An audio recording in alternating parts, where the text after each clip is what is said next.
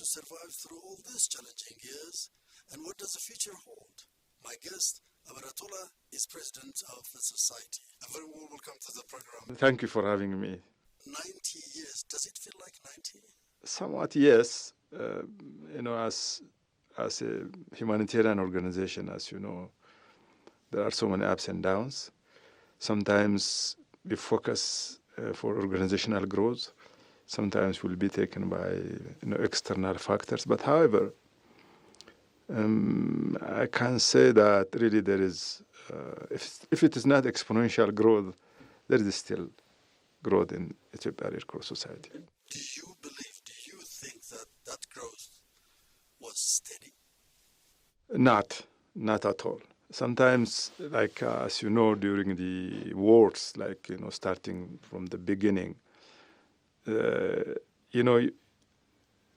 it's a good beginning because it's not good, it's war, but for humanitarian organizations, that's also the time, if not the opportunity, really to grow. Ethiopia Red Cross came to existence during the Adwa War, and then the next one, the fascist invasion, gave it a sort of an impetus again to grow, and then follows the humanitarian crisis, as you know, the Wallo drought, again, made the organization to grow again, with capacity to respond to humanitarian crisis. So you need shocks, is that what you say, to be able to grow a little bit faster, to make your presence felt? Unfortunately, yes. There is whenever there is a crisis, there is a response. Then to respond, you have to build your capacity. To build your capacity, you have to, have human resources, have, management, HR, which can really do that. So that's how growth comes. And it doesn't seem like we were immune to conflicts, to wars, and so on. Yes, we are not immune to that, unfortunately. It's not, we are always prone to conflict, but there are also sometimes, factors, including, climate change, as you know. Of course, we are the main factors or the main players for all humanitarian crises. I mean, even drought, it's all about us, about the human leadership that brings, this kind of atrocities to our people. So, your name picked up during the 1973-74 famine, and also during 10 years later, 1984. Does that feel like a correct assessment? Yes, it is. It is like 1974 and the later one also. As you remember, our crisis become given a sort of a global attention also, because of Bob Geldof and others also came in with that music, We Are the World, and that, it has good things as well as, it is bad things also, because it is at starting that time that we started to be referred as, whenever there is a drought or poverty. Your name pops up. Our name pops up. So, unfortunately, yes, but we can come out of it. Yeah. So, do you foresee, as an institution, those kinds of crises at the Ethiopian Red Cross Society? Yes, because it kind of provides you with the correct assessment of what's to come and so on, and makes you a lot more prepared for those kinds of emergencies. Do you? No, in fact, we are working on it. Across time. Yes, that is a capacity you need. That means to have a capacity to sort of for early warning systems, like you need a sort of operation centers, where you can really predict if it is a natural cause. What is difficult is really the human part of it, and conflict is really difficult. You don't know when it would happen, but we do all kind of preparedness for that too, including climate change. Like we prepare ourselves for flooding issues, For example, during the month of July, now our team, for example, are in Omo Valley. Landslides and floodings and so on. Yes, we predict this. We have staff in place who are doing this.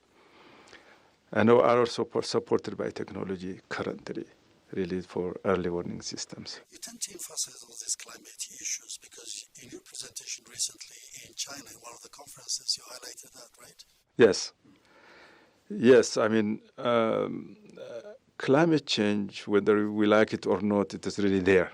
You know, we want to deny, but it is here. Like even if you look at in our case, I can give you a good example of the Lake Turkana. Lake Turkana, I was one of the activists, I can say, during the building of the bridge, the dam. You remember the Gibe Dam? The Gibe series, yes. They think that we were saying that it will affect people, displaced people, you know, and we said that the water sources will be, you know, limited, that flows into the Lake Turkana. And also it is a border issue with Kenya. That was what we were saying as activists, saying that. But I remember that very well. yes, but now it's different. In fact, the lake is coming more towards the Ethiopian territory. You know, it has taken more than about 100 hectares of land. Right. And the water is really full, you know. So does it mean that you were ill-advised? Yes, I mean that is when we didn't think much of the impact of climate change. Really, we didn't have thorough study. We didn't have, you know, research, well done researches in that. But we went for campaign. But when you go there now, it's really a different story. Different story, exactly. Humanity, impartiality, and so on as the basic tenets. How does those principles translate into action in this country? It is up to us really to translate that into action, like in our day-to-day activities. So, like if you are talking about neutrality, we are thinking of not to, you know, side with any actors. That's how we keep our neutrality issues. And also our independence as an institution to operate independently. So it's really difficult operating it or in action than saying it. It is not unique to us, but sometimes it is unique to us, for example, in places of conflict. That means we have to really aware, we have to educate, we have to train our staff in the field to keep impartiality. That is, you know, our responsibility is to provide humanitarian assistance to each and everyone without any kind of having judgment or prejudice about the person who are giving the humanitarian aid. It's really difficult, as you know, particularly because of, you know, this regional whatever, you know, configurations. So impartiality is really one. We are having challenges, you know, in providing humanitarian aid. So that means you train your volunteers across that line? We train them. We train our staff. We train our volunteers. We train our members. You know, we have, as you know, maybe we have more than about 50,000 volunteers. Yeah. Wow. So how do they operate? I mean, you always need them, right? We always need them. You need to mobilize them. Yes. You have the structure to do that, right, effectively and so on. Yes, we have the structure. Like we follow the government state structure. Like currently we have about 14 regions. We have zonal waradas and all that. And those are our structures. Like we train them at the warada level. In Addis also we have at the waradas level. We recruit them at waradas level. I'm not saying that we are really doing very, very well in that. Meaning in terms of reach? In terms of reach, as well as in terms of providing services. For example, having doctors, volunteers, engineers, from different walk of life. So we didn't do much on that, but we are providing this small kind of voluntary training services. So are you satisfied with the figure that you have 50,000? No. So under normal circumstances, the ideal situation would be like how many volunteers for you in this country? We are 120 million. 120 million, and recently we said in our plan, when we celebrate maybe after 10 years, we said one volunteer among 120 Ethiopians.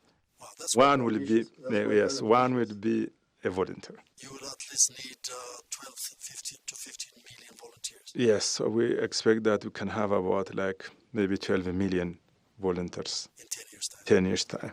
Do people know what you do? Do they appreciate what you do? They love us. I can say, whenever we talk about Ethiopia, Red Cross, people respond.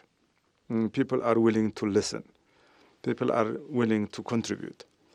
The challenge is from our side. That means we are not able to reach. We don't have any clear, strong, or aggressive strategy to reach our people. Just it's amazing. For example, when I go into one ministry, and say I'm from the Red Cross, people gives me attention. So that's how people, I can say, really respect and love Ethiopia. How has that been difficult? Because you claim that there are 6.1 million at least members, which means anywhere between 4.5 to 5% of the Ethiopian population. Yeah. So that's quite a big figure. It is. So it should have been easier for you, right, to reach out to? Yes, that's why we need a strategy. We need a technology. We need volunteers. We have to work aggressively. We didn't do that much, but we have a plan now, really to reach there. Not 6.4 million, but we hope to reach about 20 million members. Wow. Also in the same period, 10 years. In 10 years period. Wow. So what other challenges are you facing? I mean, funding always comes to mind. Yeah. Yes, resources are challenges, but really not at all. It's the way we think. Having 120 million people and talking about limitation of resources, it's really absurd, right? We proved the case recently, with the Oromia regional Red Cross.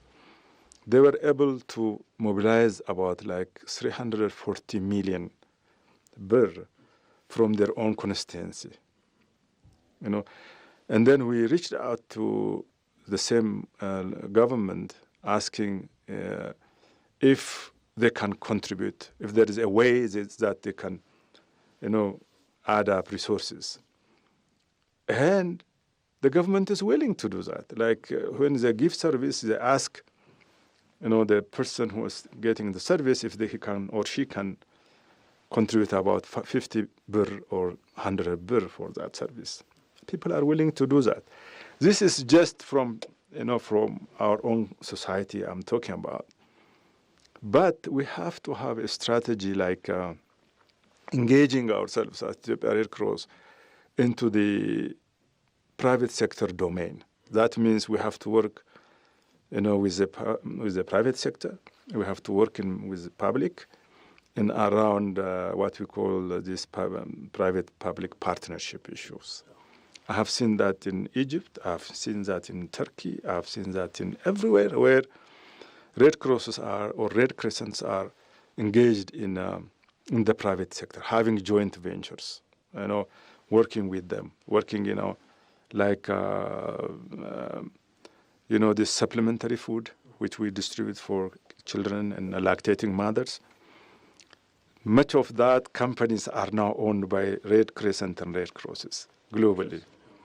And there are also flour mills, in so many places, owned by Red Crescent and Red Crosses. For us, we just, buy grain from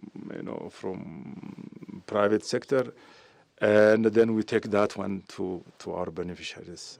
So I hope you might have heard recently that we entered into a sort of a joint venture with Commercial Bank of Ethiopia. That I heard it. Yeah, so that's a major shift, you think? that is a major shift.